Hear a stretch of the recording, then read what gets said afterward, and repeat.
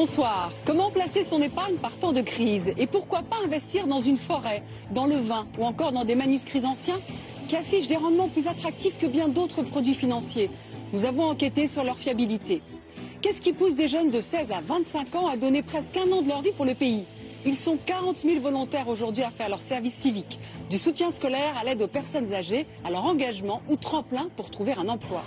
Et puis carnet de route exclusif en Corée du Nord, paroles et images inédites d'une population embrigadée et maintenue dans le plus grand isolement du reste du monde. Bonsoir à tous. Les derniers chiffres parlent d'eux-mêmes. Chaque année, les Français épargnent plus de 4 000 milliards d'euros. Un record en Europe. Nous sommes les champions du bas de laine, juste derrière les Allemands. Une épargne souvent destinée à financer les études des enfants, l'achat d'une maison ou même sa retraite. Des économies bien souvent placées sur des assurances-vie, des livrets ou dans l'immobilier. Depuis la crise des marchés financiers, la bourse, les actions trop risquées ne font plus recette. Alors comment faire travailler son épargne, obtenir les meilleurs rendements? Ces dernières années, de nouveaux placements assez originaux promettent des rentabilités élevées. Ils proposent par exemple d'investir dans un troupeau de vaches, dans des forêts, des vignes, des grands crus et même dans de vieux manuscrits. Mais attention, parfois au piège. Une enquête de Virginie Villard et Laura Aguirre de Carcer, toutes les deux rejoindront Guylaine sur ce plateau. Par une belle après-midi de printemps, Frédéric a décidé d'emmener ses deux enfants en balade. Il veut leur montrer son dernier investissement. C'est pas un placement bancaire, c'est pas une assurance vie, c'est pas un investissement dans des actions, dans des obligations. C'est quelque chose de beaucoup plus atypique. Il faut d'abord quitter la région parisienne, conduire longtemps dans les embouteillages, avant de se perdre sur les petites routes de campagne. 1h30 de voiture plus tard, ils sont arrivés.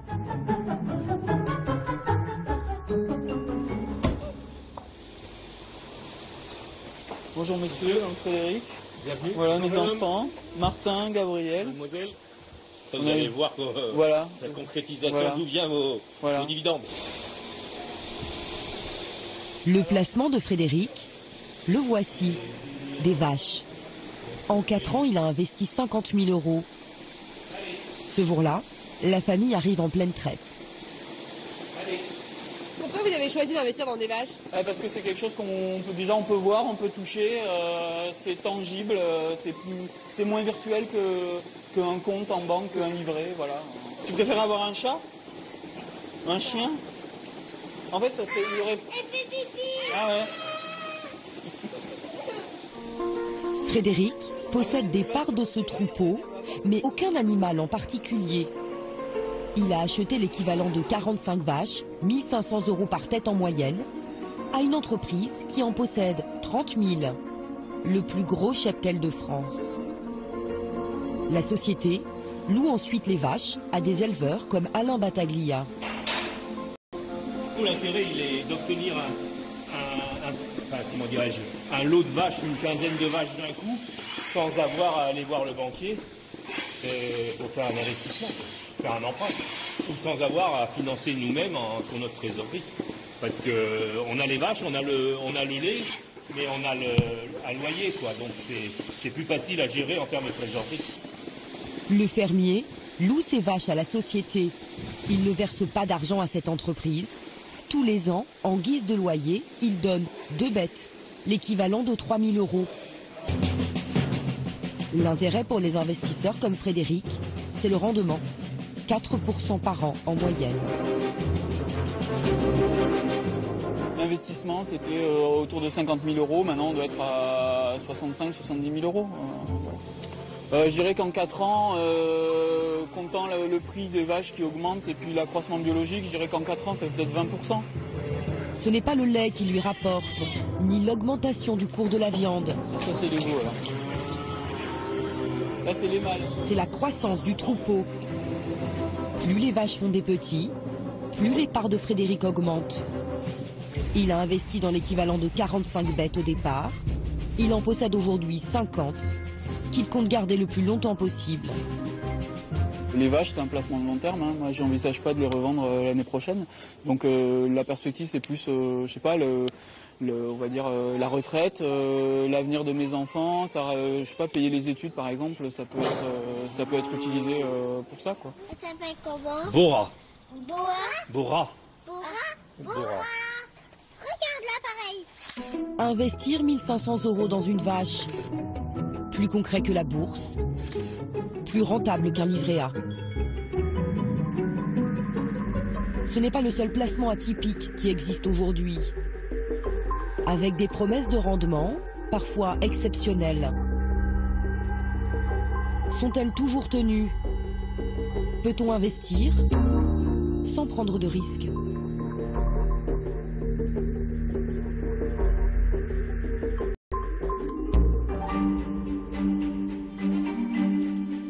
Dans la région de Bordeaux, au cœur des vignes, nous avons rendez-vous avec un consultant indépendant, passionné de vin. Yannick vient juste d'emménager dans son appartement à Pessac. Je dois avoir environ 70-80 bouteilles en tout. Et donc du coup, bon, j'ai une majorité de Bordeaux quand même, puisqu'on est dans la région. Donc avec la lande de Pomerol par exemple. Là, vous avez un Pessac-Léognan.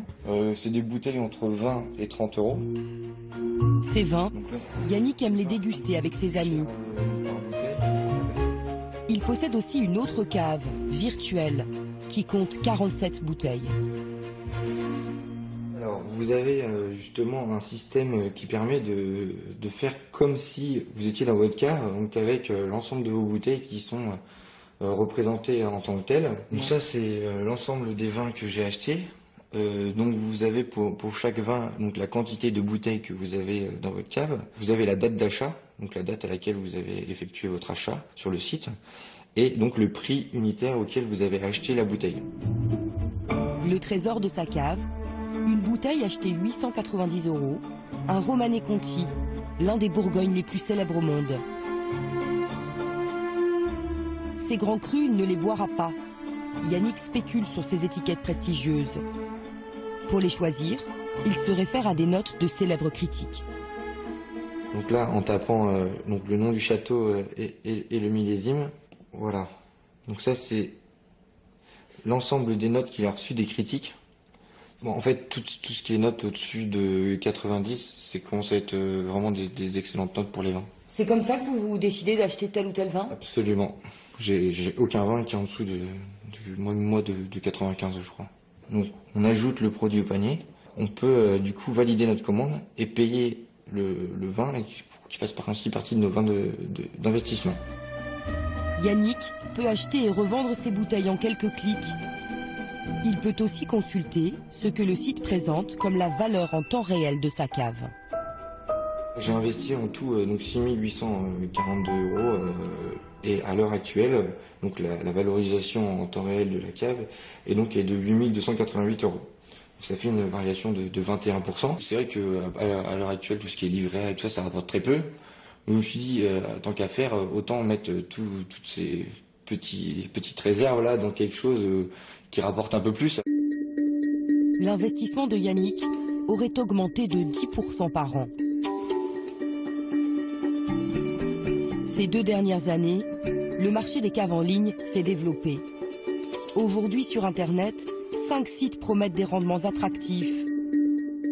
Plus de 5%, 11%, voire même 87%. Derrière la cave virtuelle de Yannick, il y a une start-up installée dans la banlieue de Lyon. Cavissima est née il y a 2 ans, 9 salariés et un chiffre d'affaires de 2,5 millions d'euros l'année dernière. 15,88, donc ça fait une centaine d'euros de plus-value pour lui. Le patron Thierry Godet n'a pas fait carrière dans le vin. C'est un ancien directeur marketing. Est-ce qu'il y a des reventes avec des belles plus-values? Alors je vais vous dire ça tout de suite. Ouais. Un chapoutier. Revendu à 394. Revendu à 394. Ouais, c'est un sacré rapport. C'est un rapport de plus de 35%. 34% de plus-value en 34 mois, c'est énorme pour un placement? Oui, c'est rarissime. Hein. Ce sont des performances, je pense qu'il faut rester raisonnable. De façon générale, le vin, c'est 4 à 8% par an. Sur chaque plus-value, lui prélève 15% de commission. Son site compterait 1800 clients.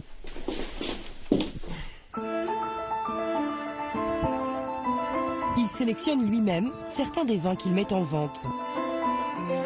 Pour cela, il a recruté un sommelier, John Evrard. Ce jour-là, il se déplace en Bourgogne. Bonjour David, comment allez-vous? D'après eux, les grands crus de cette région vont prendre de la valeur ces prochaines années. Petite visite annuelle. Bah écoutez, ouais, on vient vous voir. Ils ont rendez-vous avec David Duban, un vigneron qui a la cote. On y va? Allez, on y va. De mieux en mieux noté par les critiques. David Duban produit l'appellation Nuit Saint-Georges, l'une des plus réputées de Bourgogne. Comptez jusqu'à 200 € la bouteille. Donc là, on commence par un Nuit Saint-Georges premier cru, les Pruniers. Comme ça, c'est plutôt agréable à goûter. Ouais, ça fait assez riche déjà au nez. Hein. Oui. John Evrard et Thierry Godet viennent déguster le dernier millésime en primeur, c'est-à-dire avant même sa mise en bouteille. Le millésime précédent, ça va.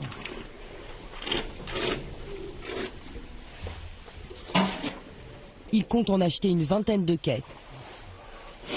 Ça nous intéresse de nous positionner assez vite sur ce millésime et de vérifier justement tout ce que les vignerons nous ont dit ou tout ce qu'on a entendu sur la qualité de ce millésime. Ils jugent le potentiel gustatif. Ils évaluent également la promesse d'un rendement financier.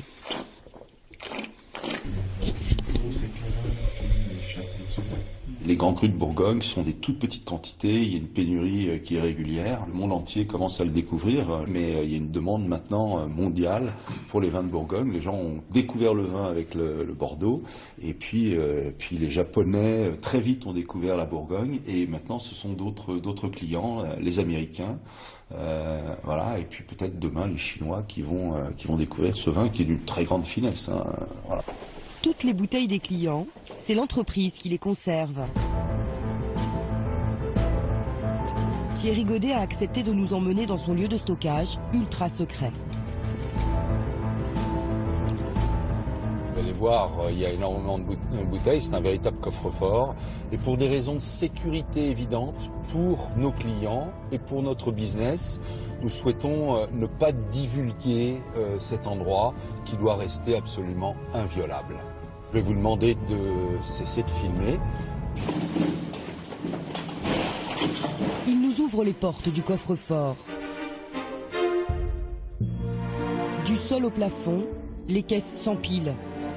Ici dorment 2 millions de bouteilles. Des crus prestigieux, certains parmi les plus chers au monde. Thierry Godet partage cet entrepôt avec des cavistes et des négociants en vin. Lui stocke 45 000 bouteilles d'une valeur de 4 millions d'euros.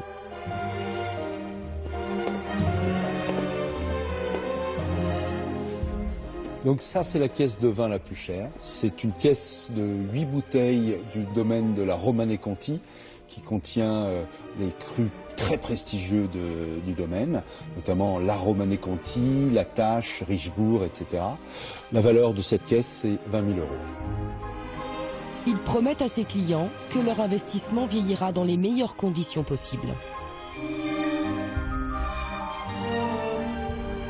Comment vous garantissez que des bouteilles puissent vieillir correctement ici 30 ans, 50 ans? D'une part, au niveau de la température, elle est régulée à 14 degrés tout au long de l'année, c'est une température idéale.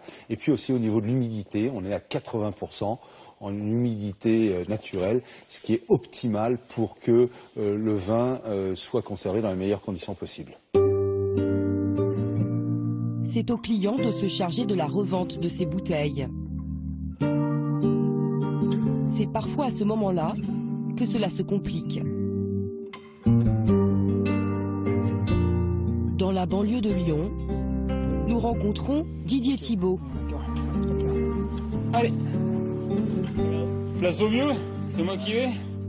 Il a déjà placé son argent dans une assurance vie, l'immobilier ou encore ses panneaux solaires installés sur le toit de sa maison. Ils produisent de l'électricité qu'ils vendent à EDF. L'année dernière, j'ai réussi à avoir un chèque de 1205 € de la part de EDF. On va aller plus loin. Allez. Il y a 3 ans, il investit chez Cavissima. Il achète une centaine de bouteilles. J'ai essentiellement des Bordeaux Grand Cru classés. Aujourd'hui, j'ai investi à 12 638 €. Voilà. En fait, je les ai investis en 2012. Et à ce jour, j'ai 14 155 € virtuellement si j'arrive à les vendre à ce prix-là. Le site lui indique 12% de plus-value en 3 ans. Selon Cavissima, il ne s'agit que d'une valeur indicative. Jusqu'à là, tout va très bien. Mes bouteilles prennent de la valeur et donc j'essaye maintenant de les vendre. Ça fait plusieurs fois, ça fait d'ailleurs plus d'1 an maintenant, 1 an et demi qu'on essaie de les vendre. On peut les mettre en vente pendant une durée maximum de 1 mois. Il suffit qu'en quelques clics vous les mettiez en vente. Donc c'est ce que j'ai fait. J'ai fait à de nombreuses reprises, j'ai essayé de les vendre au prix qui était estimé par le site, bien entendu. Et à ce jour, je n'ai jamais vendu de bouteilles. Elles sont toujours dans ma cave. J'ai Clos Fourtel qui fait 44% d'augmentation, j'en suis très content. C'est 44% d'augmentation sur 2 ans et demi, c'est fabuleux.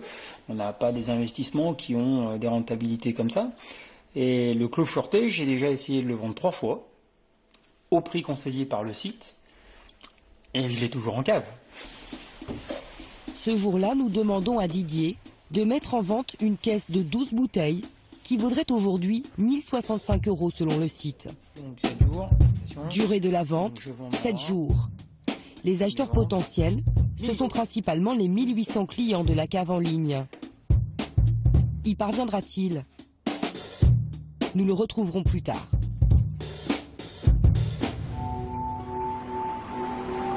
Le vin est-il un placement sans risque?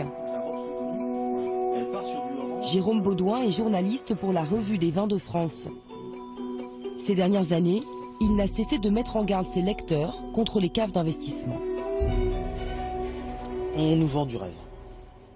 Effectivement, on fait croire aux gens que le vin va exploser en termes de prix, que c'est un marché de niche, que les gens vont trouver des rentabilités qu'ils n'avaient plus dans la bourse. En fait, on n'a pas on est loin de cette espèce de mythe d'une rentabilité absolue et constante sur 20 ans. C'est pas vrai. Ce spécialiste veut nous montrer que ces 6 dernières années, les prix moyens des grands crus se sont effondrés. Ce qui veut dire que quelqu'un qui a acheté ses vins à cette époque-là, en 2010, il a cru gagner de l'argent donc en 2011, beaucoup d'argent en voyant ses vins flamber.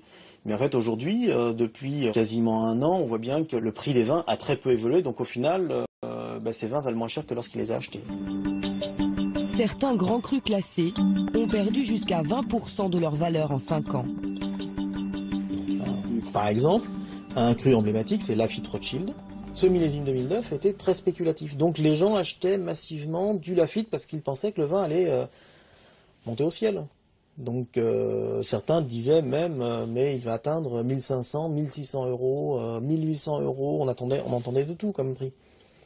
Le 2009 est sorti à l'époque, pour les particuliers, 1200 € TTC. Aujourd'hui, quand on va sur un comparateur de prix, qu'est-ce qu'on découvre? Que le Château Lafite Rothschild 2009 est vendu 955 € TTC, voire 1000 € chez un autre, 1090. Donc on est bien loin des 1200 € auxquels il avait été vendu au départ, et donc les gens ont perdu de l'argent sur ce millésime-là, et qui est pourtant un très grand vin, sur un millésime très spéculatif et vraiment considéré.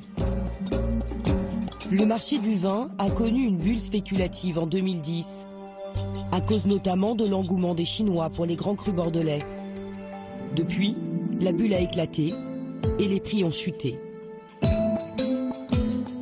7 jours après la mise en vente de sa caisse, Didier Thibault n'a trouvé aucun acquéreur. Mais il peut se faire livrer ses bouteilles et tenter de trouver lui-même un acheteur ou choisir de les déguster.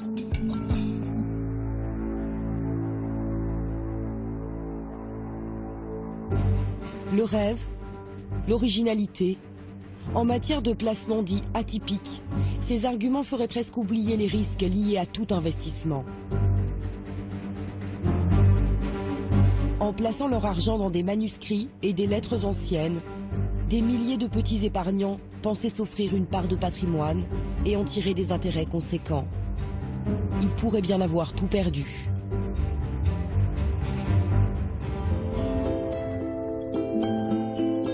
À Quimper, nous rencontrons une femme blessée.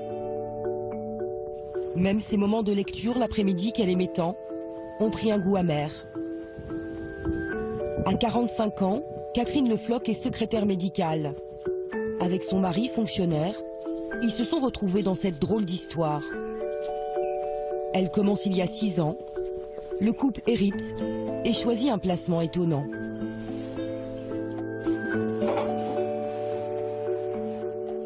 Ça, c'est mon fameux dossier Aristophile que nous avons investi en 2009. Catherine s'accroche à ce contrat. C'est tout ce qui lui reste de son héritage. Elle pense ne jamais revoir son argent. À l'époque, elle investit dans une collection de lettres anciennes. Une collection au nom qui évoque l'histoire. Donc c'est le fameux contrat que nous avons signé où il est stipulé donc Révolution, les femmes et les hommes de la Révolution aux fresques, Honoré de Balzac et Stendhal, Prévert et Charles Baudelaire, Julien Gracq. Vous avez investi combien? 15 000 €. C'est peut-être pas grand-chose pour certaines personnes, pour moi c'est pas mal. Nous avions investi cet argent-là parce que c'était un héritage. Donc on avait décidé de le placer. Ce placement était valorisant parce que c'était 8% à l'année, 40% sur 5 ans. Et ce placement, on s'est dit, on va l'utiliser pour nos enfants plus tard. Catherine n'avait jamais entendu parler des manuscrits anciens, mais elle n'a pas hésité longtemps. À l'époque, c'était la crise. Donc c'était pas le moment pour nous, je pense, d'investir dans la bourse. Et les banques ne proposaient pas non plus des produits. Aucune banque n'a proposé un produit à 8% à l'année, à 40% sur 5 ans. Ça s'est jamais vu. Vous vous dites quoi aujourd'hui, que vous avez été peut-être un peu naïve? Oui, je reconnais qu'on a été naïf, c'est sûr. Qu'on n'a pas vu le coup arriver, c'est clair. Mais vu que c'était une belle vitrine. La belle vitrine de la société Aristophile, par exemple, ce sont ses vidéos promotionnelles. Au-delà de la dimension financière, investir dans ces pièces d'exception procure une satisfaction intellectuelle et une émotion unique. Ces plaquettes luxueuses sur papier glacé et surtout un patron charismatique, Gérard l'Héritier, 66 ans. Le voici il y a 1 an, filmé dans ses bureaux par une équipe de télévision. Un fils de plombier, devenu homme d'affaires, multimillionnaire. Il a même gagné à l'euro-million. Passionné de lettres anciennes, il leur consacre un musée dans les beaux quartiers de Paris. Il y invite régulièrement la presse. Comme à l'automne 2014, à l'occasion de la réception d'une œuvre rare, un manuscrit du marquis de Sade. Il sait s'entourer de personnalités politiques et médiatiques, comme le journaliste Patrick Poivre d'Arvor, qu'il a désigné parrain de son musée. Il y a 12 ans, il propose à de petits épargnants d'investir dans les manuscrits.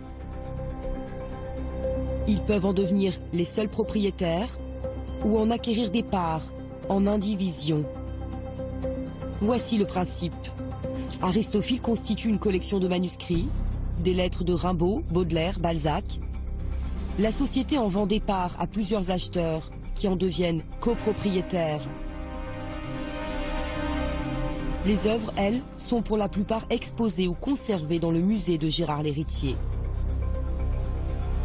En tout, sa société aurait vendu 130 000 documents anciens à des milliers de particuliers.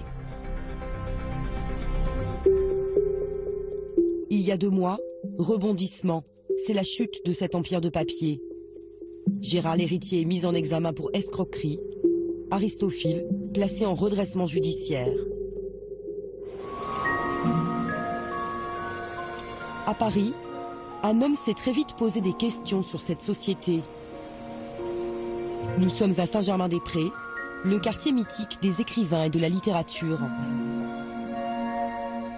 Le marché des lettres et manuscrits se joue ici, entre quelques rues, dans l'ambiance feutrée de boutiques comme celle de Frédéric Castin.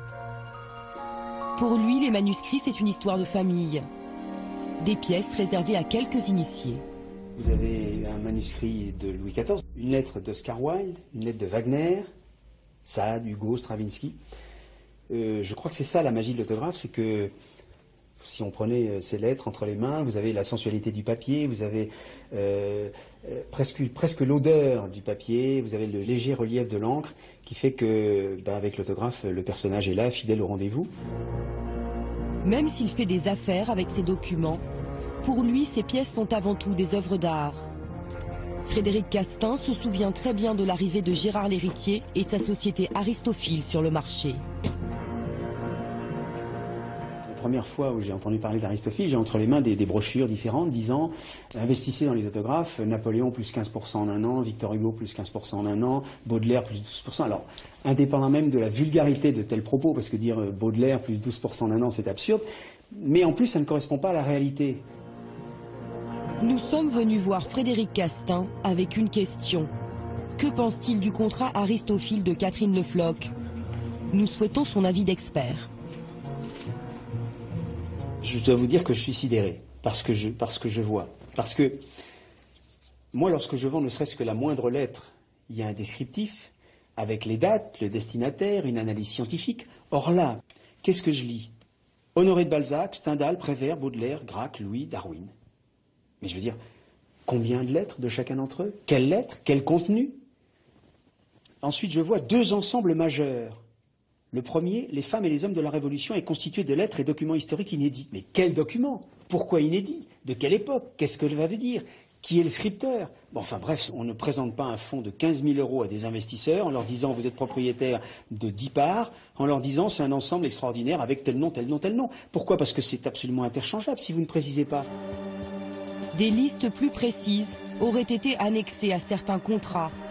Tous les clients d'Aristophile que nous avons contactés, dont Catherine, assurent ne jamais les avoir reçus. Face à ce produit, Frédéric Castin n'est pas le seul à s'inquiéter.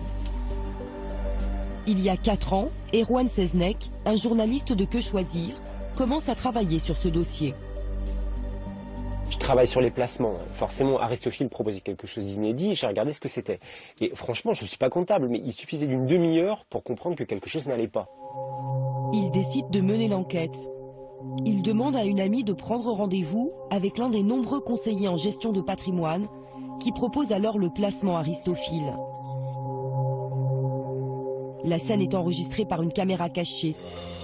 Écoutez les arguments du vendeur. De toute façon, l'idée, c'est d'investir sur des lettres et des manuscrits qui sont de grandes signatures. C'est-à-dire que les supports d'investissement sont des supports sur lesquels ce sont des choses, je dirais, qui font rêver. Vous ne les avez pas physiquement chez vous, dans le musée.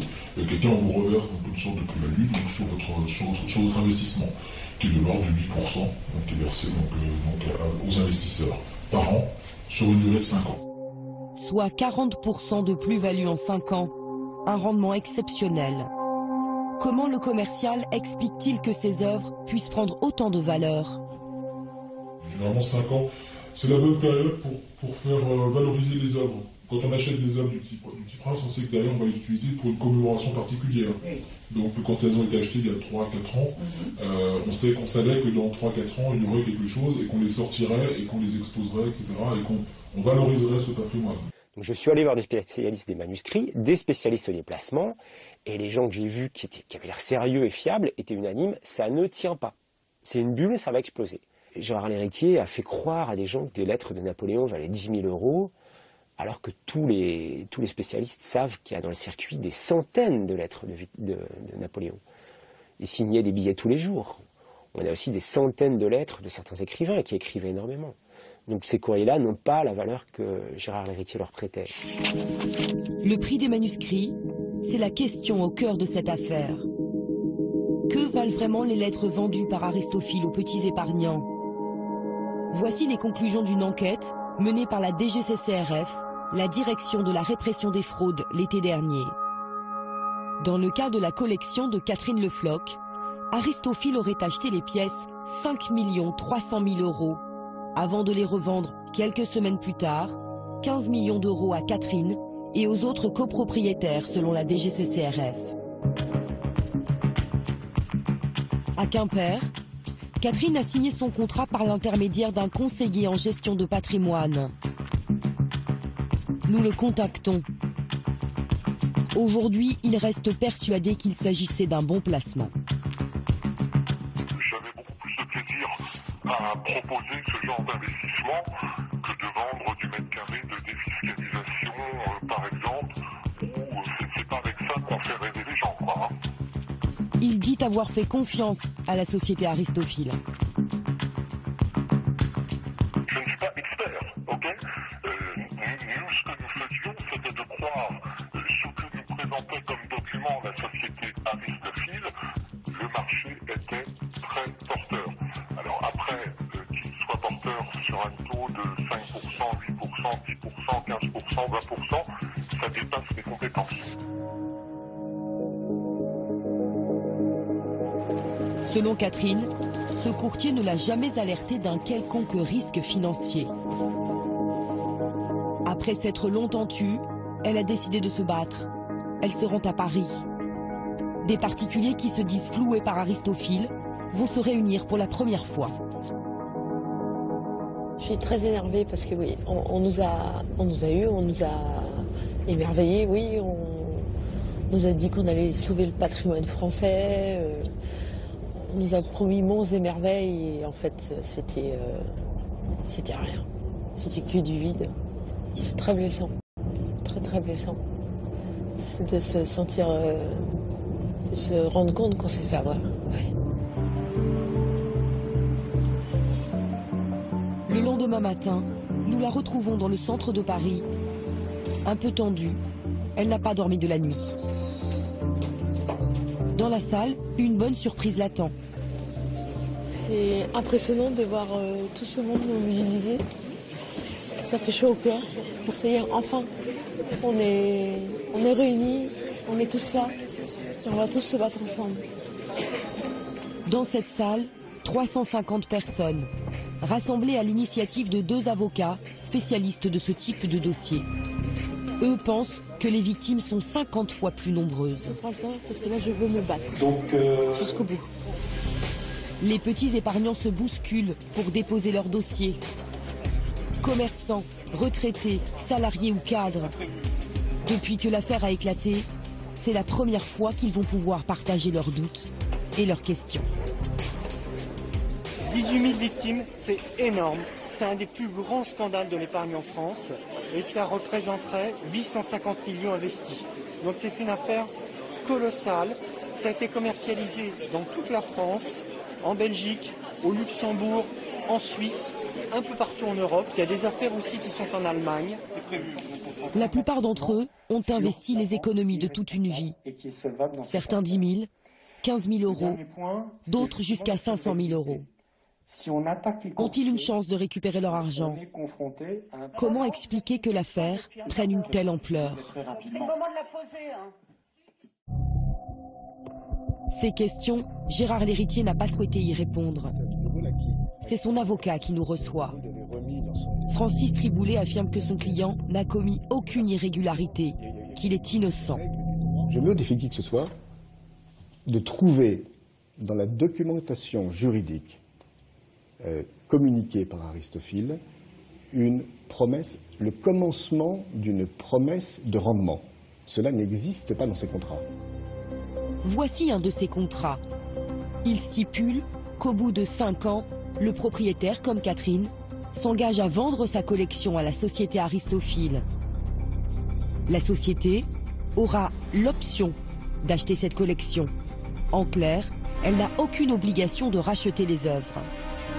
C'est seulement si elle décide de le faire qu'elle garantit que le prix sera au minimum supérieur de 8,5% par an au prix d'acquisition. C'est un peu ambigu comme formulation. Personne n'a trouvé à y redire à cette formulation. Je vous rappelle que depuis 2008, et le parquet de Paris et l'autorité des marchés financiers ont eu à connaître ces contrats, les ont examinés, les ont analysés. Personne n'y a dit ni a redit quoi que ce soit depuis 6 ans. Quant à la question de la surévaluation des prix des manuscrits, voici ce qu'il nous répond. Gérard Lhéritier a-t-il surévalué des manuscrits? Qu'est-ce que nous en savons, vous et moi, et même ceux qui se prétendent être des experts en manuscrits, de la valeur de certaines pièces? Vous avez les concurrents de la Société Aristophile qui viennent vous dire mais tout ça, c'était beaucoup trop cher, et puis Aristophile qui vous dit non, nous pensons que ce marché progressait d'environ 10% par an, nous pensons que les prix auxquels nous vendions nos livres et nos manuscrits étaient des prix qui correspondaient au prix du marché au moment où on les vendait. L'empire des manuscrits pourrait-il s'effondrer comme un château de cartes? Une instruction est en cours, elle risque de prendre des mois, des années. Ce que j'attends maintenant, c'est éventuellement le remboursement de ma mise. Mais ça, à la rigueur, j'en ai fait déjà le deuil. Ce que j'attends maintenant, c'est que vraiment ceux qui ont fait tout le mal qu'ils m'ont fait, le payent. Derrière chaque placement, aussi prometteur soit-il, il y a toujours une part de risque. Pour se rassurer, Thierry Vandeval vient régulièrement contrôler l'évolution de son épargne. Et pour cela, il doit s'équiper. À chaque fois que je viens, c'est trempé du coup. C'est vrai, hein. C'est une zone quand même qui est assez humide ici. Il a rendez-vous avec un agent immobilier spécialisé dans les forêts. En Chine, j'avais commencé. Thierry est ici chez lui. Il se promène au milieu de son placement. La forêt fait 100 hectares et elle est pas loin d'être carrée. Donc elle fait à peu près 1 km sur 1 km. Et là, on est à peu près au centre. Thierry a acheté cette forêt il y a 4 ans, après avoir fait fortune en vendant son entreprise. 100 hectares pour 850 000 €. Ce n'est pas à la portée de tous, mais la mise de départ peut être moins importante. Aujourd'hui, des particuliers s'achètent des parts de forêt. Le ticket d'entrée est de 5 000 €. C'est très prudent, ça ne va pas disparaître du jour au lendemain, c'est stable. Et en termes de rentabilité annuelle, finalement, c'est beaucoup plus que ce que j'en espérais, parce que j'en espérais pas grand-chose. Entre 2 et 3% de rendement annuel. Bon. Comment la forêt permet-elle de gagner de l'argent? Thierry la loue régulièrement pour la chasse. Il vend également son bois à des particuliers ou à des entreprises. Ce jour-là, un expert forestier sélectionne les arbres à abattre. Là, on va couper environ 4-5 hectares de bois. Si on arrive à gagner à peu près 1 000 € de l'hectare, c'est bien. En tout, cette forêt rapporte 20 000 € par an à Thierry. Ce placement, il compte le faire fructifier le plus longtemps possible. De l'argent qui se transmettra de génération en génération. Là, c'est un futur chêne. Le gland ivoirien aujourd'hui. Le chêne. Dans 200 ans, l'arbre vaudra peut-être 300 ou 400 € à euros constants, bien sûr. Comme Thierry, des milliers de particuliers ont investi dans une forêt l'année dernière. Un bien rare, recherché. En 10 ans, le prix moyen de l'hectare a augmenté de plus de 50%.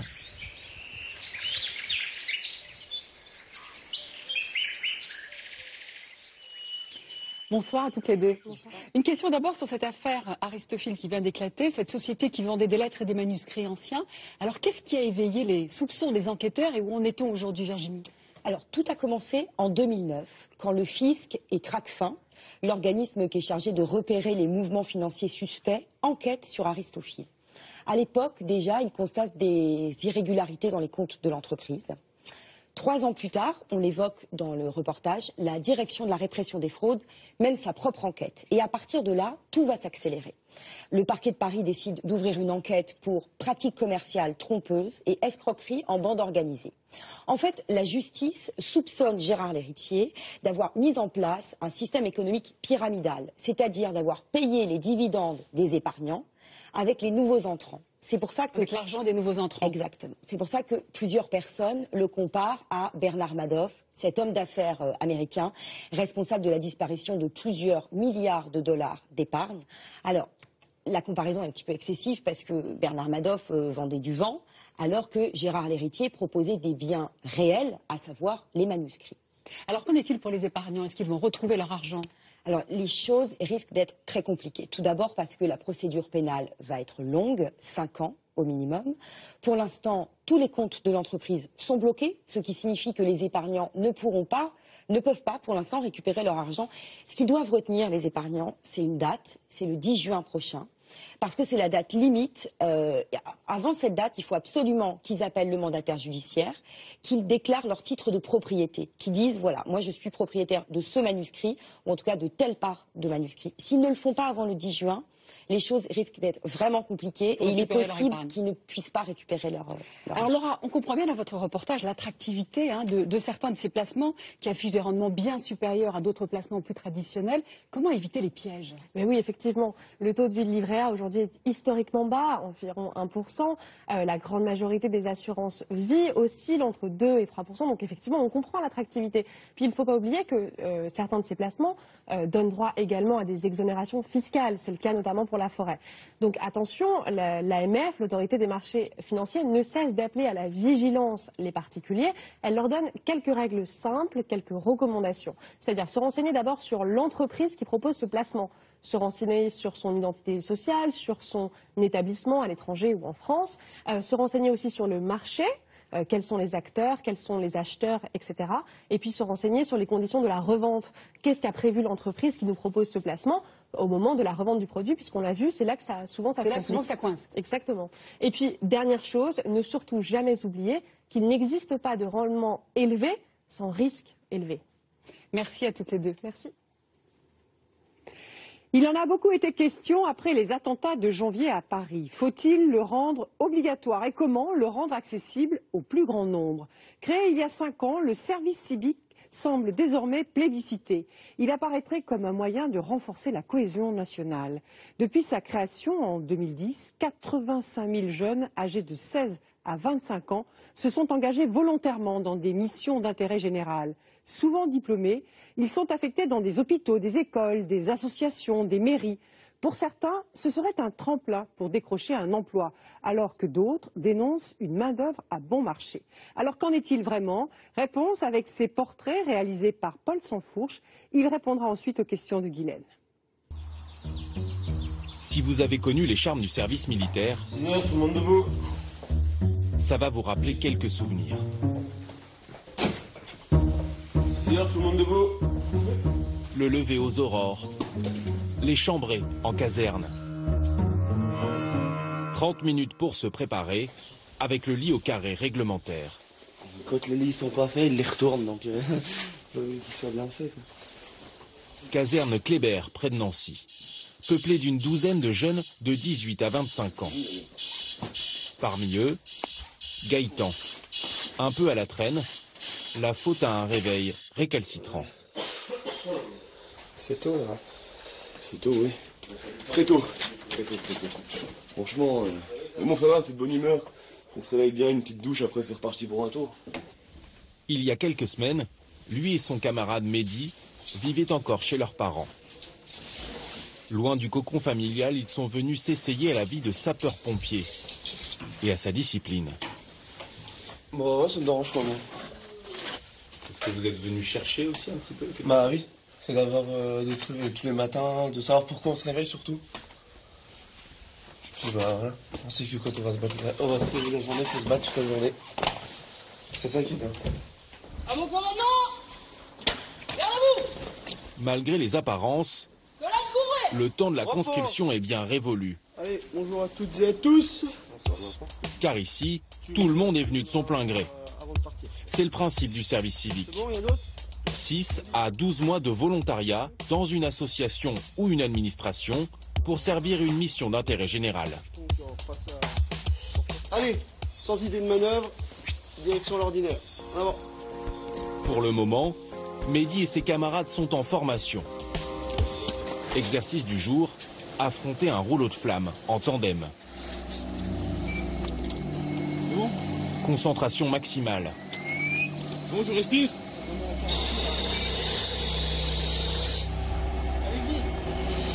C'est le genre de leçon qui pourrait sauver leur vie bientôt.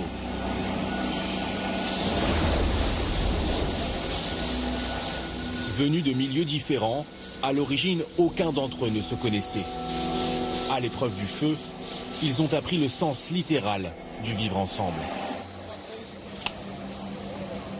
Qu'est-ce qui vous amène là en fait aujourd'hui à vous infliger ça? Déjà d'être une équipe, quoi, enfin, d'être soudés, d'être tout le temps ensemble, d'avoir un œil toujours sur son coéquipier pour le protéger, que lui le protège, plein de trucs comme ça, quoi. C'est utile de montrer à la France qu'on en a envie, qu'on n'est pas non plus là pour baisser la France, souvent pour la monter vers le haut. Donc on est heureux pour ma part, moi je suis fier de ce qu'on fait. À l'heure actuelle, le service civique compte 35 000 inscrits. Nous avons voulu dresser le portrait d'une jeunesse engagée dans des associations, des casernes, des communes ou des écoles. Le gouvernement veut en faire le ciment de la cohésion nationale, les porte-étendards du sursaut républicain. Qu'ils soient en échec scolaire ou diplômés des plus grandes écoles, que cherchent les volontaires du service civique? À aider les autres ou à s'aider soi-même face à la menace du chômage?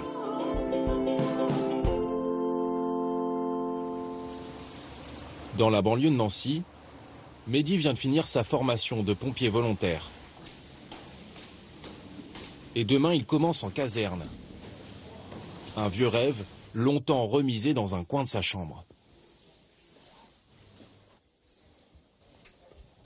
Donc là, il y a 2-3 véhicules, vous pouvez voir. Et puis on a un peu là aussi. On lui en manque, hein, parce qu'on a enlevé. Ah, il y en avait qui avaient un peu de vécu. Bah, celui-là est depuis ma naissance. Hein. Donc c'est vraiment un rêve d'enfance en fait. Ouais, c'est un truc, ouais, depuis là, de 2 ans, je disais à ma mère, pampon. Et quand j'habitais à Lunéville, parce que je suis né à Lunéville, et la caserne, elle était juste à côté du coup du bâtiment où j'habitais. Puis là, j'entendais les camions partir, bah, j'étais heureux. Sans diplôme, il a quitté l'école à 16 ans. Voilà.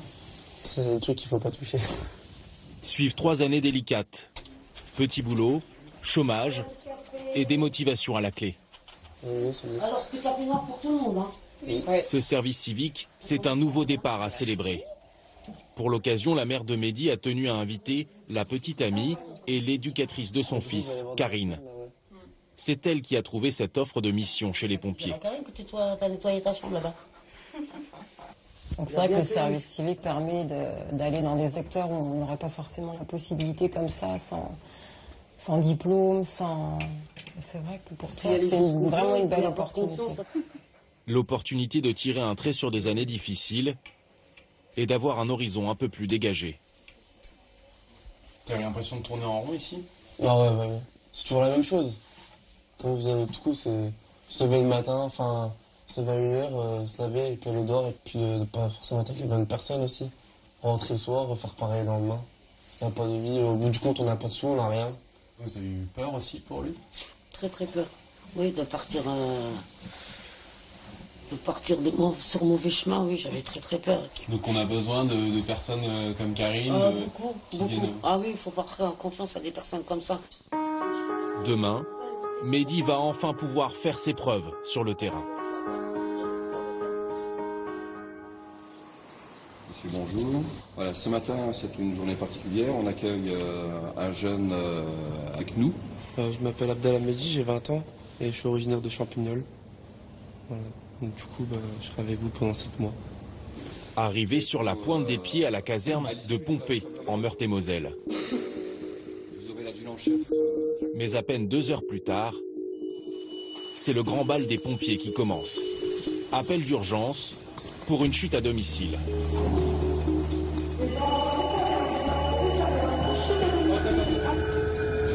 Direction la ville de Custine. 5 minutes en ambulance.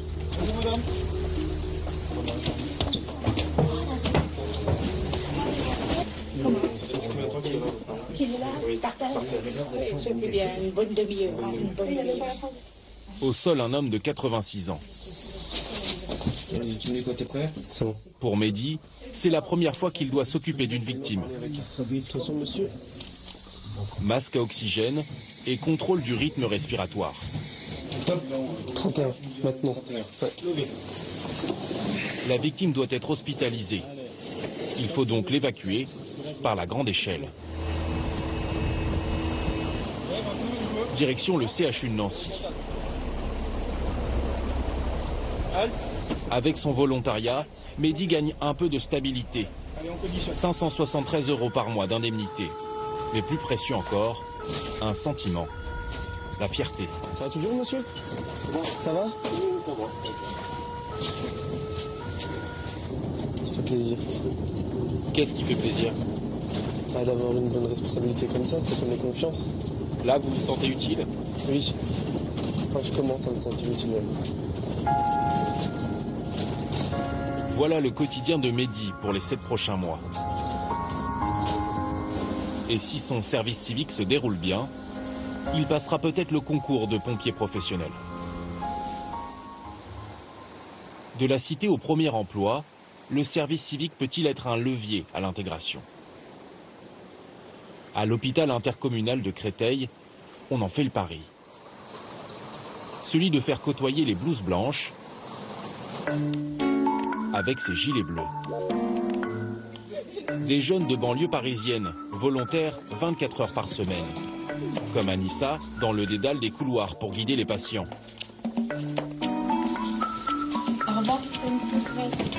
Ou à l'extérieur, Pedro, au volant de sa voiturette.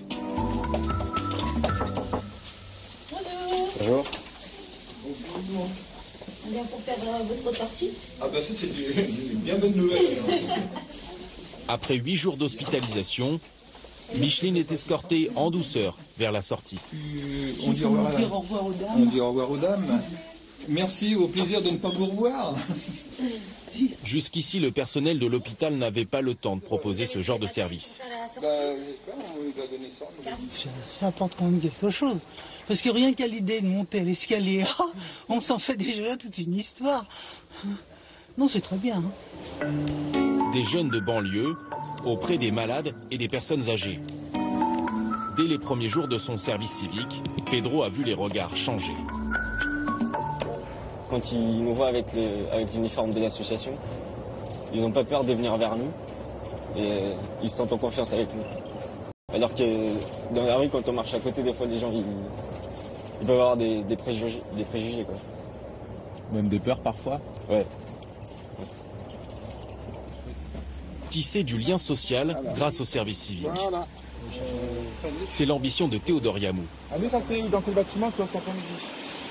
Je suis avec la navette aussi. Grâce à son association, il a placé des étudiants, des décrocheurs scolaires ou des demandeurs d'emploi dans des hôpitaux. Bonjour tout le monde. Bonjour. Tous les lundis, il bat le rappel des troupes et distribue les bons points. Ah, Inès, elle a changé. Elle arrive à dire bonjour maintenant, le matin. Elle ne disait pas bonjour avant. Et en quelques semaines, les effets du service civique se feraient déjà sentir.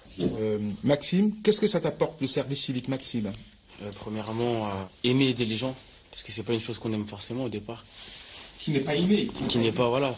Et puis maintenant, même dans la rue, quand des gens ils ont besoin. C'est le réflexe. Voilà, c'est le réflexe. Vous entendez, c'est à chaque fois on parle de liberté, égalité, fraternité.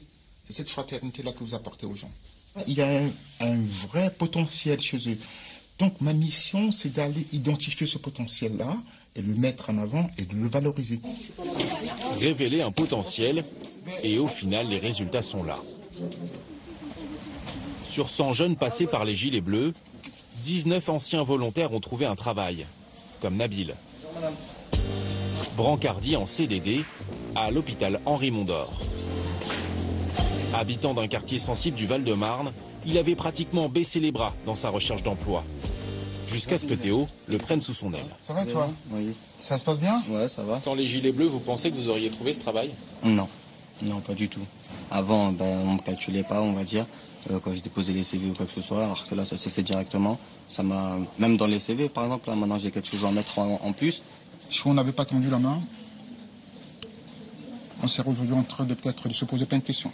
Quel genre de questions? C'est les jeunes, à un moment qui pouvaient basculer. Ça, il faut être clair là-dessus. Voilà. Le service civique nous permet tout simplement de les stabiliser, de leur requalifier, de donner un statut. C'est ce qu'on essaie de faire avec eux. Ok, Nabil? Oui, c'est pas de souci. Allez. Un exemple que les pouvoirs publics aimeraient voir se multiplier. Pourtant, les jeunes issus de quartiers sensibles restent minoritaires, à peine 20% des effectifs du service civique. En réalité, la mesure est victime de son succès, avec seulement une demande sur 4 satisfaite.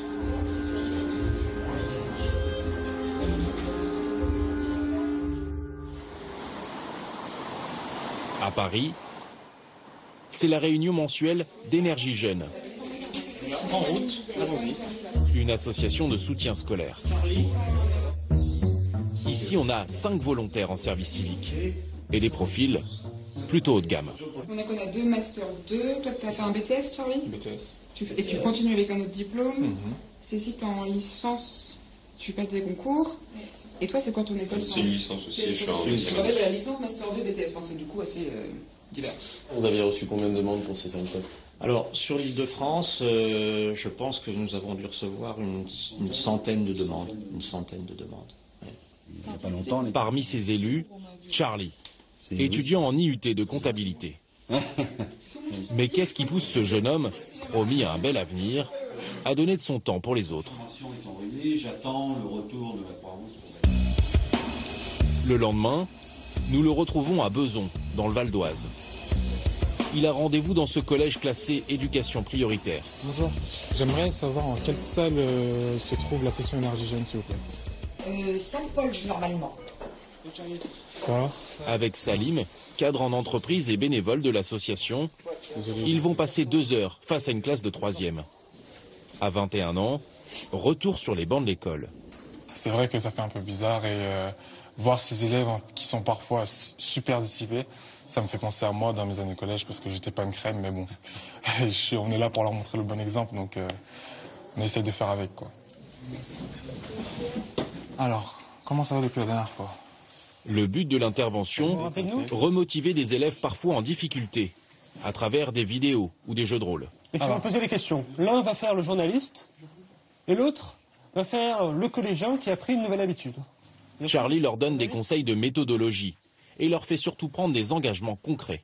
Bonjour, quelles habitudes avais-tu choisies? Avant mes devoirs, j'ai éteint la télévision. Et qu'est-ce que cela t'a apporté? Plus de concentration. Ah, bien, nickel. Ancien élève de ZEP lui-même, il est là aussi pour leur dire que tout est possible. Question de volonté. Voilà. En 3e, je cartonnais à 8-7 de moyenne en maths. Mon prof de maths m'a dit « tu feras jamais un bac S ». Je lui ai dit « moi c'est ce que je veux faire, je sais que je vais réussir ». Ensuite, à la fin de mon année de seconde, j'avais 16 de moyenne en maths. Voilà. Mais il faut taffer, c'est tout. En plus de ses études, Charlie passe donc 20 heures par semaine face aux collégiens.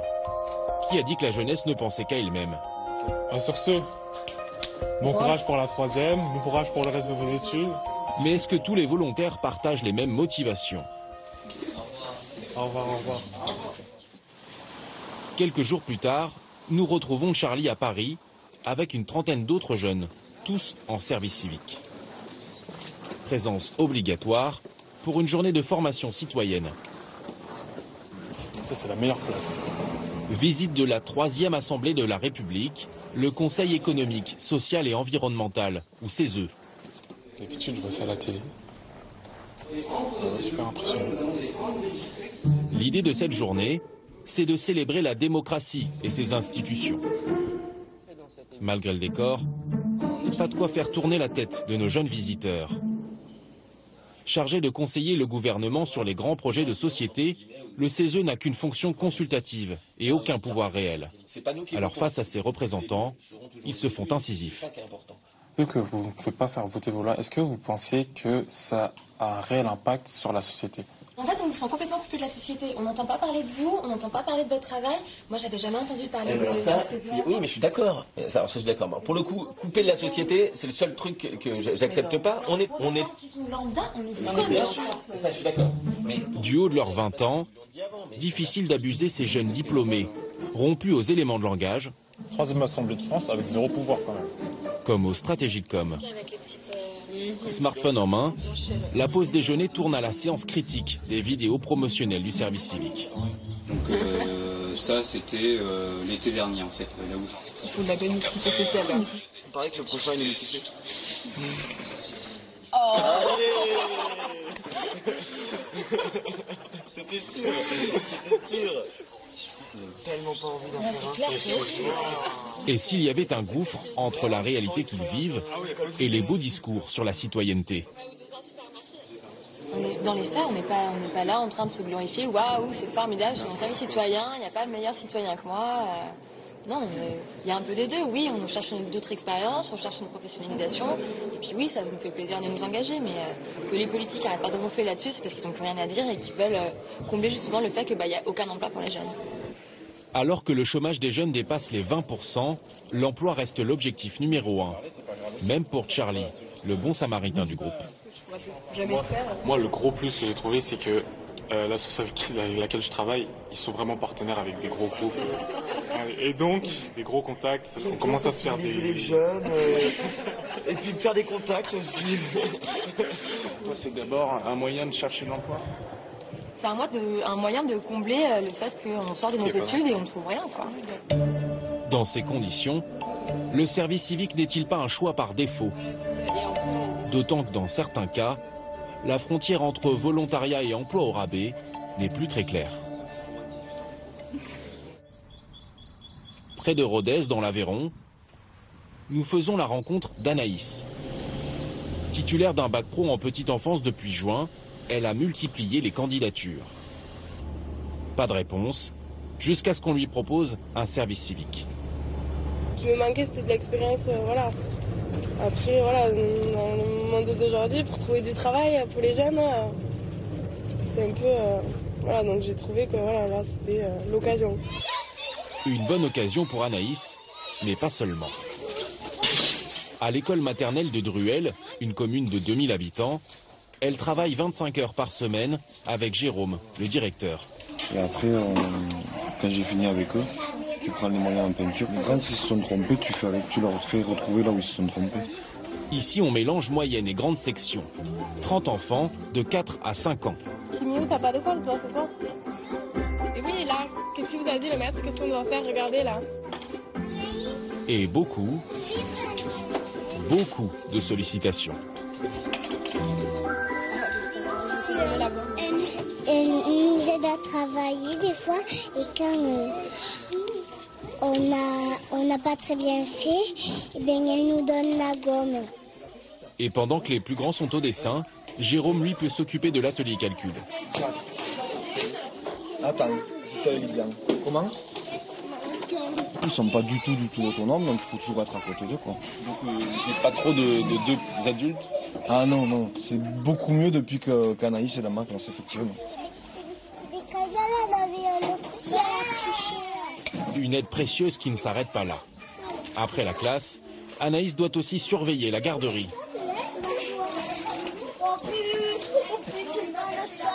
En fait, sa mission ressemble beaucoup au travail de Monique, qui est ATSEM, pour agent territorial spécialisé des écoles maternelles. Du coup, après, je vais ranger ça aussi. Même journée, même tâche. D'ailleurs, le directeur ne fait aucune distinction entre elles. Moi, je la considère comme une ATSEM. J'y fais faire exactement la même chose que si j'avais une personne employée par la municipalité dans un cadre non service civique, en fait. Pour Anaïs, il y a quand même une différence. Alors que les autres ATSEM ont un statut de fonctionnaire et sont rémunérés au SMIC, elle ne touche qu'une indemnité. 573 € par mois, même pas 6 € de l'heure, si on fait le calcul. Ça fait pas beaucoup, non. Non. Mais bon, voilà, j'ai pas de loyer à payer, je vis toujours chez ma mère, donc pour l'instant, ça va. Mais vous mériteriez pas d'être payé comme une ATSEM, puisque... Ah ben si. J'aimerais bien, si, mais... À défaut d'autre chose, pas vraiment le choix pour Anaïs. Elle espère une titularisation à la fin de son service civique. En attendant, pour le maire, le dispositif a du bon. Financé en grande partie par l'État, le poste d'Anaïs ne coûte que 100 € par mois à la ville. C'est avantageux, entre guillemets, pour une commune. Bien sûr. Bien sûr, oui. Faut pas se le cacher. Après, le but n'est pas de travailler rien qu'avec des emplois comme ça. Il ne faudrait pas créer un vrai poste plutôt que prendre quelqu'un de service civique. C'est quoi la différence finalement? Mais la différence, c'est que ça permet momentanément d'offrir une dépense moindre. Il faut voir comment ça fonctionne et ensuite, en fonction de ça, il faut aussi le mettre au budget et trouver les ressources nécessaires pour finaliser un poste. Sur le papier, l'élu est dans les clous. Voilà, là vous avez l'agrément par le préfet de région Midi-Pyrénées. L'État a bien validé la procédure. Mais sur le site officiel du service civique, il est rappelé que les missions proposées doivent répondre au principe de non-substitution à l'emploi.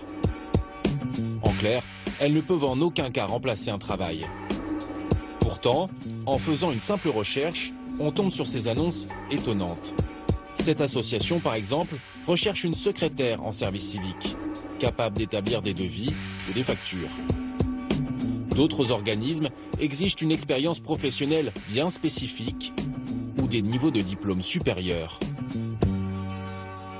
Service civique ou emploi déguisé. Nous décidons d'aller poser la question à l'agence du service civique.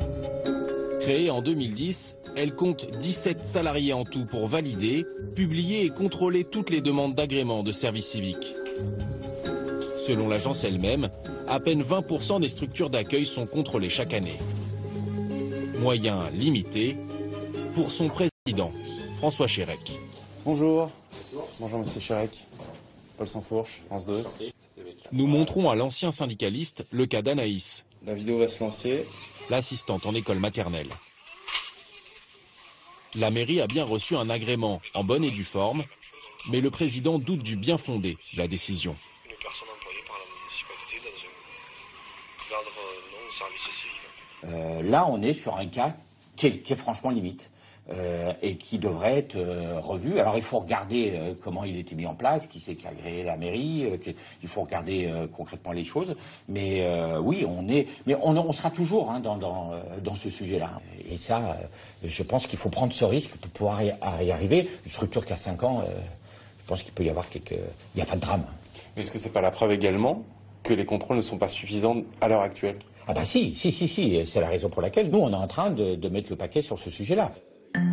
L'agence vient en effet d'obtenir une rallonge de 61 millions d'euros et l'embauche de 8 personnes. Dans le même temps, le gouvernement s'est engagé à quintupler les effectifs de volontaires d'ici à 2016. Une politique du nombre qui risque de compliquer un peu plus les contrôles. Verre à moitié vide ou à moitié plein. À l'association de Charlie, en tout cas, on trinque à la santé du service civique, ou plutôt à celle de Manon, une volontaire qui organise son pot de départ. Tout de suite fait affaire. Ça m'a énormément aidé vraiment, et c'est pas des paroles en l'air, c'est une bonne expérience, c'est vraiment moralement quoi, je veux dire, ça a été très très bon pour moi. Voilà. Super, merci. Cette diplômée en agronomie vient de trouver du travail. Après 3 mois de volontariat à faire du soutien scolaire, elle part au Ghana pour un poste d'ingénieur au sein d'une bananerie équitable. Ouais. Alors, dans quel état d'esprit étais-tu ce matin, Manon, en te réveillant, voilà. Pour elle, pas de hasard dans cette embauche. Le service civique a fait la différence. Le quart de mon entretien, on n'a fait que parler de mon service civique, quoi. Pourquoi j'avais fait ça, et quelles étaient mes motivations, et qu'est-ce que j'avais appris, et alors, donc ils étaient vraiment très intéressés par ça. En 5 ans d'existence, 85 000 volontaires ont fait l'expérience du service civique. Le portrait d'une jeunesse qui s'engage pour l'intérêt général, décrocher un emploi. Si vous serrez beaucoup, on peut faire un selfie. Dépasser les clichés, ou peut-être tout simplement pour trouver sa place.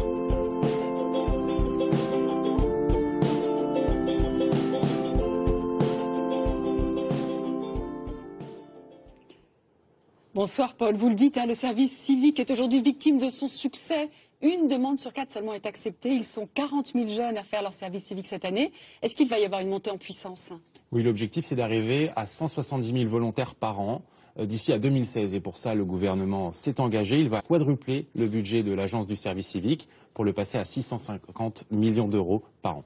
Alors François Hollande, après les attentats de janvier, avait évoqué un temps l'idée d'un service civique obligatoire, puis ensuite universel, pour augmenter la cohésion nationale.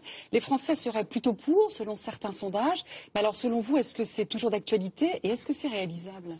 Oui, alors effectivement, les Français seraient à 70 voire 80% en faveur de cette mesure, selon les sondages.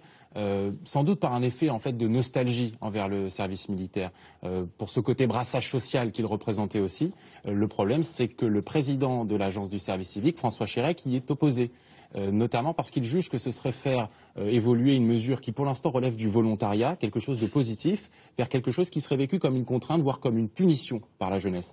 Et c'est vrai que moi, les jeunes que j'ai pu rencontrer dans ce reportage étaient tous plutôt opposés à cette idée-là. Ensuite, le problème du service civique obligatoire, c'est qu'il faudrait occuper 700 000 jeunes dans des missions de service civique. Quand on voit qu'à l'heure actuelle, il y a déjà parfois une confusion entre ce qui relève de l'emploi et ce qui relève du service civique, là évidemment, on multiplierait les risques d'empiéter sur l'emploi classique. Et enfin, budgétairement, ça demanderait un budget donc, de 3 milliards d'euros pour l'agence du service civique. Et en ces temps de disette budgétaire, ce n'est pas forcément évident. Merci Paul pour ce complément d'information. Le carnet de route que vous allez découvrir maintenant est exceptionnel.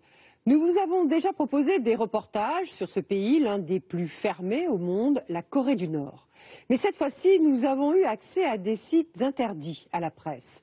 Nathalie Touré et Julien Alric, deux journalistes qui ont vécu plusieurs années dans cette région du monde, ont obtenu, après des mois de négociations, la possibilité de visiter une usine, un hôpital, une cité où sont logés des ouvriers. Les images et les paroles qu'ils ont recueillies témoignent d'un isolement et d'un embrigadement de la population difficilement imaginable. Voici leur reportage. Nathalie rejoindra Guylaine à la fin de ce document.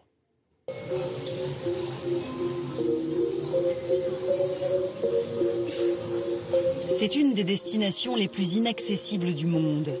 Pyongyang, capitale de la Corée du Nord. C'est mon 5e voyage dans ce pays et comme les autres fois, impossible de réserver mon vol. Seules les autorités nord-coréennes peuvent délivrer un billet. Je dois le payer en liquide au comptoir de la compagnie nationale. La Corée est hors du monde et ses habitants aussi, que l'on reconnaît à ces badges qu'ils portent sur le cœur. Ces insignes représentent leurs dirigeants. Toute la population a l'obligation de les porter. À bord de l'avion, aucun journal ou film au choix. Les hôtesses me remettent des magazines à la gloire du régime. La seule vidéo diffusée est celle d'un concert en hommage aux aviateurs de l'armée. Impossible d'y échapper, la bande-son tourne en boucle dans l'avion.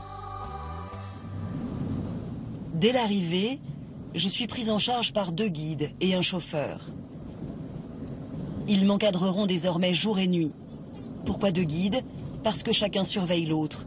Aucun ne pourra se laisser aller à des confidences. Première étape obligatoire du séjour, je suis conduite au pied des statues des 2 précédents dirigeants du pays. Kim Il-sung, grand-père de l'actuel leader, et Kim Jong-il, son père. Je dois y déposer des fleurs et m'incliner. Sans cette marque de respect aux autorités, le reportage serait compromis. Je connais bien ce rituel, mais c'est la première fois que je suis autorisée à aborder une passante. Alors, madame, qu'est-ce qui est important pour vous? Pourquoi est-ce que vous venez ici? Depuis le décès du président Kim Il-sung et celui du général Kim Jong-il, nous avons tout le temps envie de les revoir et ici, j'ai l'impression que c'est le cas. Je ne peux pas les oublier, c'est pour cela que je viens tous les matins. Interroger des gens dans la rue est une pratique banale en Occident. Mais en Corée du Nord, c'est en principe impossible. Filmer leur vie quotidienne, inconcevable. Et pourtant, à l'occasion de ce voyage, je vais pouvoir visiter une usine, rencontrer une famille dans son intimité, me déplacer à la campagne, pénétrer dans un hôpital et dans des parcs d'attractions. Il m'a fallu des mois pour obtenir ces accès. Le régime n'est pas disposé à ouvrir ses portes. Ce pays se sait sous surveillance. Les Nations Unies, dans un rapport publié ces derniers mois, dénoncent les atrocités commises contre des dizaines de milliers de prisonniers politiques, le contrôle de la population et la discrimination sur la nourriture, entre autres. Bien sûr, je le sais à l'avance, certains Nord-Coréens qui vont nous répondre ont été choisis par les autorités. Mais les rencontrer permet tout de même de se faire une idée de ce qu'ils vivent. Voyage dans le pays le plus fermé du monde, où un parti unique régente la vie de 24 millions de personnes depuis plus de 60 ans.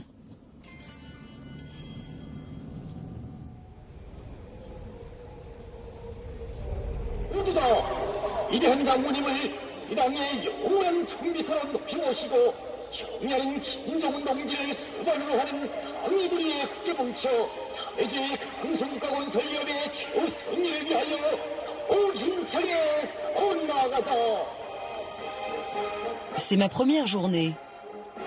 Dès 6 heures du matin, je suis réveillée par ces slogans révolutionnaires. Des camionnettes les diffusent chaque jour sous les fenêtres de mon hôtel et partout dans le pays. Les Nord-Coréens partent au travail en musique, mais aucun d'entre eux n'a choisi son métier. C'est l'État qui, selon ses besoins, attribue une fonction à chacun. Ma première visite est celle de cette usine de Pyongyang, où les ouvrières fabriquent les vêtements fournis à la population. Ici, le régime habille tout le monde. Il attribue aussi les logements, distribue la nourriture et verse un tout petit salaire. Impossible d'ailleurs de savoir à combien il s'élève. 8500 femmes travaillent dans cette fabrique, et je ne peux en interroger qu'une seule. Elle a été sélectionnée, la meilleure de toutes, désignée héroïne du travail. Je m'appelle Moon Kang-soon. J'ai 32 ans et cela fait 16 ans que je travaille dans cette usine. Cette usine a été visitée par les 3 générations de nos dirigeants. Et il y a eu 16 héroïnes du travail. Donc moi aussi, j'ai voulu travailler ici et ainsi faire plaisir à nos leaders. Faire plaisir aux leaders, cette expression, je vais l'entendre tout au long de mon séjour. Une sorte d'obsession.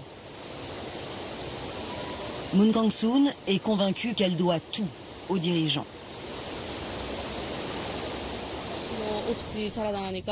Je suis orpheline. Et je pense que dans un pays capitaliste, c'est la perte de tout. On peut être abandonné, à la rue. Ici, grâce à l'amour de notre parti et de notre général qui prend soin des gens, je m'en suis sortie. Il n'y a pas de mendiants en Corée, ça n'existe pas? Non, cela n'existe pas. Le gouvernement prend tout le monde en charge. Et donc, je vis heureuse, sans éprouver de chagrin d'avoir perdu mes parents. Moon Kang-soon est orpheline, mais heureuse, dit-elle. La propagande répète sans cesse à la population qu'elle vit dans un monde parfait. Mais les Nord-Coréens ne connaissent rien d'autre.